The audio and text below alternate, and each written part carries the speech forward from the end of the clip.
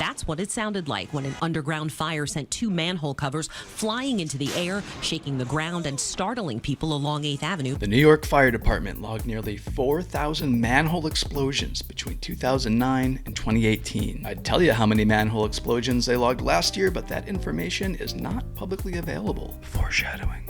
Why are these manholes exploding, you ask?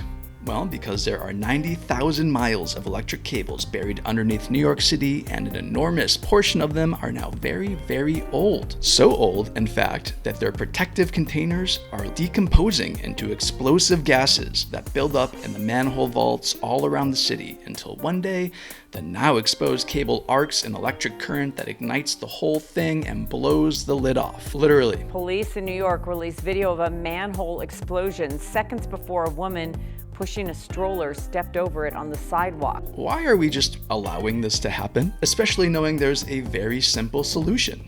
You can dig up the old cables and replace them with new cables. Yeah, it's kind of a pain in the ass, but so is a manhole cover rocketing into your ass.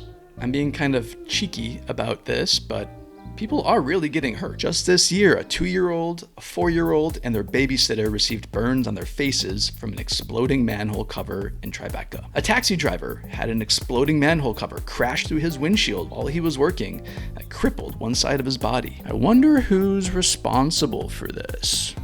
Oh, duh. It's Con Edison. Maintaining the electric distribution grid is their only job. Remember, they don't even make electricity. They just move it around and make sure it works. So why aren't they replacing these old explosive cables? The answer has to do with Con Ed's insane business model, which I've written about before. But basically, if Con Ed wants to replace an old cable, they need to get permission from their state regulator. And to get permission, they need to first justify why the work is necessary. And to justify why it's necessary, Con Ed would have to reveal information about the age and condition of these cables that would then enter the public record, and that could expose Con Ed to liability. For instance, the family of those little kids who got hurt could sue Con Ed for gross negligence because Con Ed knew that cable was, 80 years old and extremely prone to exploding. But they didn't do shit about it because Con Ed has easier ways of making money than replacing old cables. And making money is basically all they care about. On the other hand, if Con Ed waits until the cable explodes, they don't have to get approval to fix it. They can categorize that work as an emergency operating expense without having to go through the regulator. That means they get to keep that information to themselves. Oh, and by the way, it seems like when a cable explodes, Con Ed doesn't even fix it most of the time.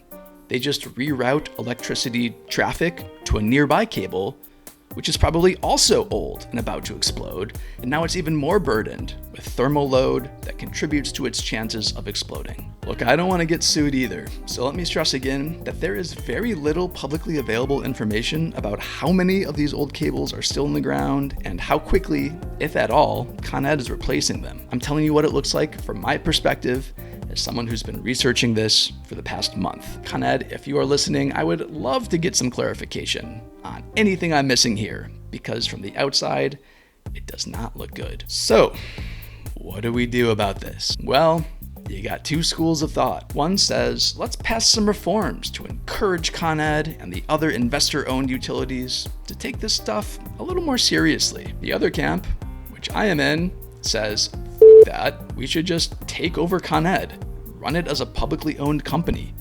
You keep all the engineers, but replace the decision makers with folks who aren't entirely beholden to BlackRock. Maybe then we can prioritize things like preventing the ground underneath our feet from exploding potentially hundreds or even thousands of times a year. Now seems like a pretty good time to tell you about a brand new website the NYC-DSA eco-socialists just put up. Go to coned.nyc to learn more. Thanks for watching, and as always, solidarity forever.